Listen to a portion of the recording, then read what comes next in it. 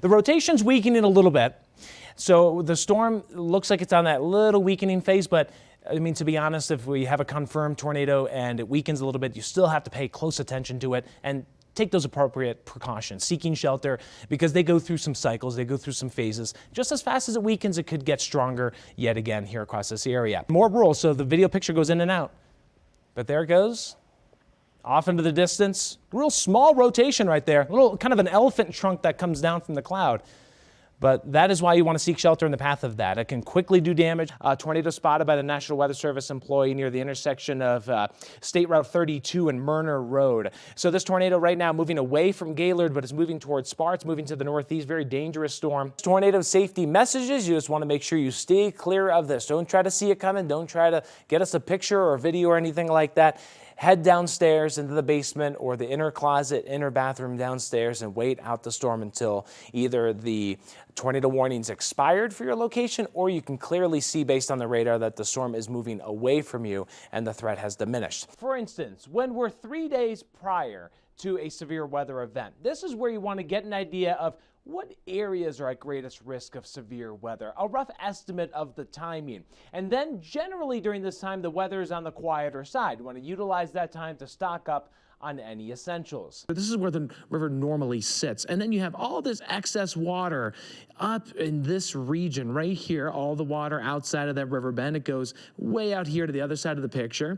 And also on the higher part of the picture, just on the top to the skyline, inundates that area. So you can see how far and expansive outside that river bend area, what normally is the Missouri River, that some of that does reach to. So when we're talking major flood stage, that's just an example of that. We have officially gone into the Greek alphabet. This is the first time since 2005 when they actually ran out of letters. We had Wilford form earlier today, and now we have to call these storms something, and it goes into the Greek alphabet. So here we go. There it is, Hurricane Ida. If you just missed it, the latest is that it still has 130-mile-an-hour winds. So that's the very far minimum here for Category 4 hurricane. And there has been a little change in the forecast cone from this too. If we can, I want to show some of this footage and then get over to Caroline Brown, because this is remarkable. A heavy amount of storm damage of something that came loose and did some distinct damage here. And the exact impacts are still a little uncertain. And I always love to use the analogy of trying to see really far down the road. Let's say we're really trying to look in the distance, and you can kind of make out some shapes and it's a little bit blurry, but you can't quite read what it says. That's kind of like the weather forecast. We're still 5 days out, 4 to 5 days out, where the forecast is still a little blurry, but as we get shorter, we get closer to that sign, we're able to read it a little more. We can give you those more certain impacts and expectations. Right now, the latest forecast, again, is for that steady tropical storm strength. Here's what you can do. If you're joining from Florida wondering what I should do, I would encourage you to check into the forecast twice a day. You can do it in the morning and the evening. Those are the big packages from the National Hurricane Center. Latest forecast cone, timing, etc. Then you can also kind of do a little self-check around home. You can go in, see your supply kit, food, water, gasoline, cash, whatever you would need in case you're going to be inside for a prolonged amount of time. See how the storm shutters are doing this year. But then also kind of do some what ifs. Where am I going to be on Sunday, Monday? Of course, the 4th of July is on Sunday. You know, where would I go? Do I have to work on Monday? Appointments, etc. So just kind of get that game plan, and we here at WeatherNation will get you through the storm. Right here is one of which the National Weather Service has called one of 3 tornadoes that hit the Roadrunner travel area that we're just in, just behind the St. Lucie County Airport. And for you to stay safe, it starts with your cell phone. Make sure you have that nearby. Well, right now the wind is starting to pick up, and I'm not sure if you can hear behind me, but the power generators have come on after we lost power for about 15 seconds. We are about 6 hours away from hurricane force conditions, possibly here where we are on Paradise Island. We can hope for that. We hope for some good weather. Let's now turn to our field correspondent, John Van Pelt, who we sent out to the Outer Banks in North Carolina to check in. You know, John, it's August 3rd. We only have this amount of time left for summer break for the kiddos. Can you let us know what the level of danger is at the beach? We're still watching a couple of your summertime garden varieties, what we refer to them storms today, where a few may get strong to severe. However, widespread severe weather is not as likely. It's across the upper Midwest and Great Lakes where the dew points are into the mid-70s. As temperatures rise into the 80s, you start to get a little more unstable, and you can really see the humidity up there, close to 80% relative humidity in Milwaukee, one of the areas that we're watching. Milwaukee to Chicago, Peoria, slight risk of severe weather today. That yellow area means that we could have a few more severe storms, capable of some bigger hail and some stronger wind gusts in the 60 to 70 mile per hour range. Now, the timing of this, over the next few hours, showers and storms will get going.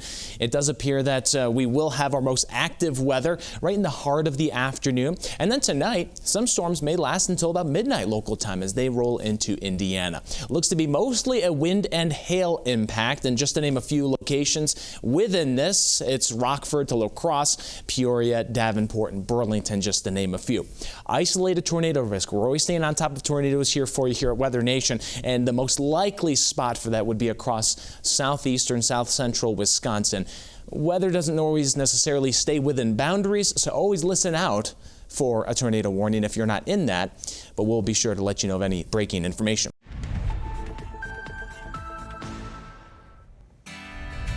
Did you know today is the 97th day of the year? We're already 97 days into 2022, my goodness. It's also the 136th day of winter in the upper Midwest.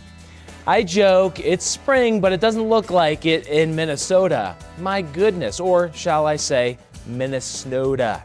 St. Paul to Duluth, the snowflakes coming on down. Our weather right now across the country, by and large, is being generated by one single massive storm system, and a lot stemming from this. And I want to talk about what that is in just a second.